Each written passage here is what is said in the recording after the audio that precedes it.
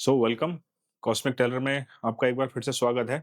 मेरा नाम लोकेश है और आज हम बात करेंगे एस्पेक्ट्स की, दृष्टियों की क्या इंपॉर्टेंस है, दृष्टियां क्या होती हैं, कोई किस प्लैनेट के पास कितनी दृष्टि होती है।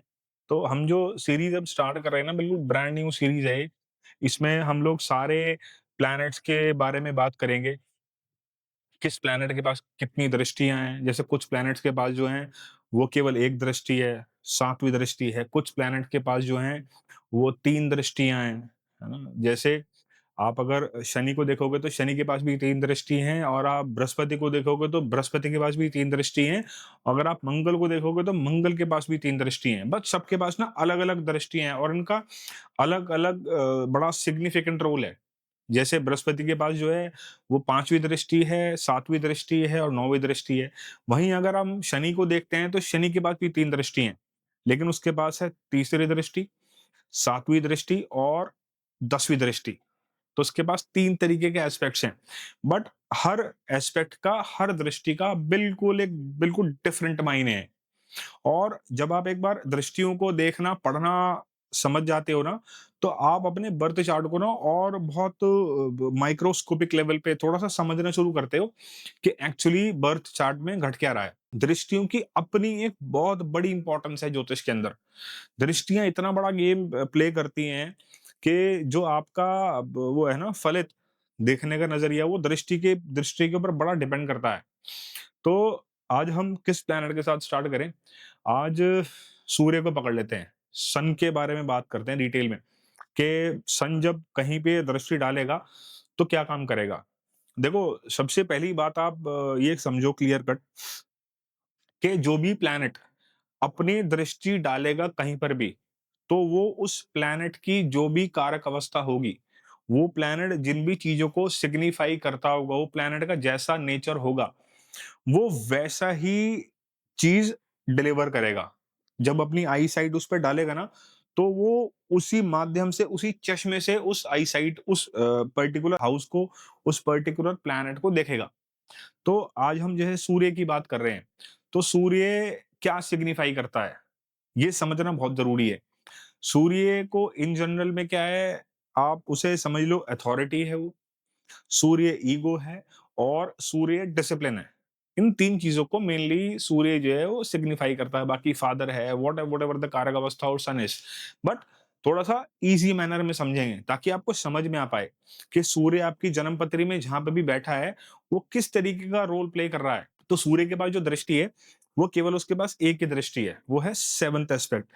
केवल वो एक ही दृष्टि से किसी प्लैनेट को या किसी भाव को देख सकता है। तो फॉर एग्जाम्पल, अगर मान लो आपका सूर्य 10वें घर में बैठा है, तो वो उसके पास एक ही दृष्टि है, वो देख सकता है केवल चौथे घर को। अगर आपका सूर्य जो है दूसरे घर में बैठा है, तो केवल वो 8वें घर को देख सकता है। तीसरे घर में बैठा है तो 9वें घर को देख सकता है। चौथे घर में बैठा है तो 10वें घर को देख सकता है। 11वें घर में बैठा है तो 5वें घर को देख सकता है। 12वें घर में बैठा है तो 6th हाउस को देखेगा। तो उसके बाद जो दृष्टि है वो क्या है, एक ही दृष्टि है, बिल्कुल फ्लैट, सेवंथ एस्पेक्ट्स में, सातवीं दृष्टि, बिल्कुल सीधे सामने। तो सूर्य क्या काम करेगा, जिस भी घर को सूर्य देखेगा उस घर के प्रति अथॉरिटी, उस घर के प्रति ईगो, उस घर के प्रति डिसिप्लिन लेके आएगा। जैसे फॉर एग्जाम्पल, अगर सूर्य जो है आपका बैठा है 10th हाउस में, तो 10th हाउस में जब बैठा है तो उसकी जो सातवीं दृष्टि है वो कहाँ पड़ेगी, सीधी 4th हाउस के ऊपर। 4th हाउस क्या सिग्निफाई करता है, 4th हाउस सिग्निफाई करता है आपके घर को। 4th हाउस क्या है, आपका घर ही है। तो वो वहां पे क्या काम करेगा, उस घर के प्रति अथॉरिटी लेके आएगा।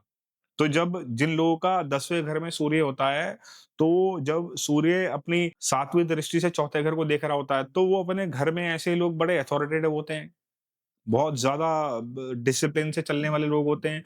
उनके घर में जब वो अपने घर में आएंगे, तो वो उनके घर वाले कहेंगे कि भैया पापा आ गए और थोड़े डिसिप्लिन के साथ चलो। पापा पापा अथॉरिटी, वहां अथॉरिटी दिखाएंगे। पापा हो सकता है कि या वो व्यक्ति वहां उस समय, पापा या वो व्यक्ति हो सकता है कि घर में बड़ा बड़ा अथॉरिटेटिव हो, लेकिन जब आप वहीं 11th हाउस की बात करोगे आप, तो वहां उसके फ्रेंड से आप पूछोगे है ना? 11th हाउस आपका नेटवर्क सर्कल है, लार्ज नेटवर्क सर्कल है।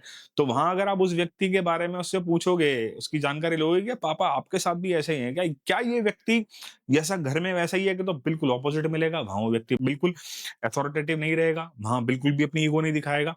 कोई और प्लैनेट होगा, कोई और दृष्टि होंगी तो वहाँ पे अलग माध्यम से उसको देखेगा। अगर तो फॉर एग्ज़ाम्पल अगर मान लो सूर्य जो है वो आपका की कुंडली में 7वें घर में बैठा है, तो 7वें घर में बैठ के क्या काम कर रहा है? वो सीधा आपके फर्स्ट हाउस को देख रहा है। फर्स्ट हाउस कौन है? फर्स्ट हाउस आप हो। फर्स्ट हाउस असेंडेंट है, आपका लग्न है, आपकी पूरा फिज़िकल बॉडी है फर्स्ट हाउस। तो वहाँ क्या काम करेगा? ऐसे व्यक्ति को आदमी अथॉरिटी वाला आदमी बना देगा। ईगो वाला आदमी बना देगा। आप अगर देखोगे सूर्य 7वें घर में मिलेगा, तो ख़ास तौर से एक मेल की चार्ट के अंदर, तो व्यक्ति बड़ा अथॉरिटेटिव मिलेगा, बड़ा डिमांडिंग टाइप मिलेगा। आप देखोगे कि सूर्य 7वें घर में बैठ के अपनी दृष्टि दे रहा है, तो ऐसे आदमियों का चौड़ा माथा होगा, बाल पीछे की तरफ उड़ा देगा। तो जहाँ पे भी तो अब मान लो सूर्य जो है वो बैठा है दूसरे घर में, तो दूसरे घर से वो सीधी साइड कहाँ डाल रहा है? वो डाल रहा है 8th हाउस में। 8th हाउस क्या है? 8th हाउस है आपके इन-लॉज़ का घर। 8th हाउस है आपके ट्रांसफ़ॉर्मेशन का घर। तो ऐसा व्यक्ति अपनी जो ट्रांसफ़ॉर्मेशन है, अगर आप उसको बदलने के लिए कहोगे, तो वहाँ पे भी बड़ी अथॉरिटी रखेगा। कोई व्यक्ति आया, उसको गाइड कर रहा है, वो सीख रहा है, किसी से मेंटरशिप का प्रोग्राम ले रहा है, तो वहाँ पे भी वो अपनी अथॉरिटी दिखाएगा कि नहीं, मेरे तरीके से चलो, मेरे रूल्स होंगे, ठीक है, I am ready to change, but नहीं, आपके तरीके से नहीं, मेरी तरीके से। अपने ससुराल में वो व्यक्ति इन-लॉज़ में जाना जाएगा कि भैया बड़ा अथॉरिटी वाले दामाद है हमारे, बड़े ईगो वाले दामाद है हमारे। थर्ड 11th हाउस में सूर्य रहेगा, तो वो सीधा 5th हाउस को देखेगा। 5th हाउस क्या है? 5th हाउस चिल्ड्रंस का है, आपके बच्चों का है। तो ऐसा व्यक्ति जो है अपने बच्चे उसके मतलब बच्चे इतना डरेंगे, वो कहेंगे कि पापा आ गए घर पे, पापा का फ़ोन आ जाएगा। तो ऐसा व्यक्ति अपने बच्चों के बड़ी बड़ा बड़ा अथॉरिटेटिव होता है। बच्चों को डिसिप्लिन में बड़ा रखना चाहता है कि भई मेरे बच्चे जो हैं बड़े डिसिप्लिन में रहेंगे। वो स सूर्य क्या काम करेगा? अपनी जो भी उसकी कारक अवस्था है, अपनी दृष्टि के माध्यम से उस 5th हाउस पे अपनी दृष्टि को डालेगा। दृष्टियों का और भी बड़ा गहरा महत्व है। जैसे मैं आपको बताता हूँ कि सपोज़ आपकी सूर्य की अंतर्दशा चल रही है और सूर्य की अंतर्दशा चल रही है और आपकी उस दशा के दौरान जॉब लग गई या आपकी उस दशा के दौरान आपका कोई काम जो बिगड़ा हुआ था वो सेट हो गया।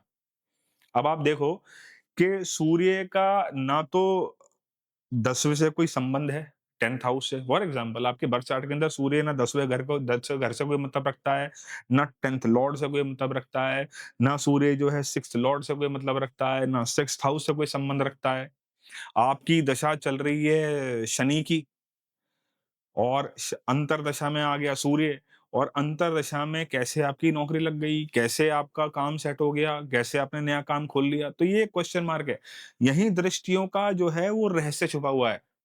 वो क्या रहस्य है? वो रहस्य है कि अगर 6th लॉर्ड आपके छठे घर का मालिक जो है, जब वो सूर्य को किसी से सूर्य से अपना संबंध बना रहा होगा, तो सूर्य की अंतर्दशा में आपकी नौकरी लग सकती है। 10th लॉर्ड 10वें घर का मालिक अगर सूर्य से अपना कोई संबंध बना रहा होगा, तो ड्यूरिंग द अंतर्दशा ऑफ सन आपकी जो है कि काम कारोबार की कोई नई चीज़ पैदा हो सकती है, आपका काम दोबारा सेट हो सकता है। तो वहीं सूर्य जो है अगर हम और इसको डिटेल में समझें, तो वहीं सूर्य अगर मान लीजिए कि सूर्य आपका बैठा है 12th हाउस में, तो 12th हाउस में बैठ के 12वें घर में सूर्य बैठ के कहाँ पे अपनी साइट डाल रहा है, कहाँ पे दृष्टि डाल रहा है? 6th हाउस में डाल रहा है। 6th हाउस क्या है? 6th हाउस है आपका डेली रूटीन का।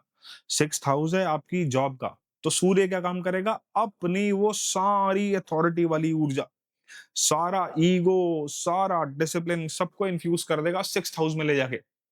तो ऐसा व्यक्ति जब अपने ऑफिस में जाएगा, तो लोग अलर्ट हो जाएँगे। लोग थोड़ा-सा अनकंफर्टेबल फ़ील करेंगे। ख़ास तौर से उसके जो कलीग्स होंगे, वो उससे थोड़ा अनकंफर्टेबल फ़ील करेंगे। अब वो उसके आप उसकी ऑफ़िस में पूछोगे, उसके व्यक्ति के बारे में, तो उसका बिल्कुल डिफरेंट कैरेक्टर होगा। आप उस व्यक्ति के उसके घरवालों से पूछोगे, तो उसका बिल्कुल डिफरेंट कैरेक्टर होगा, क्योंकि वहाँ पे घर पे तो कोई शरारत कर ही नहीं रहा ना सन।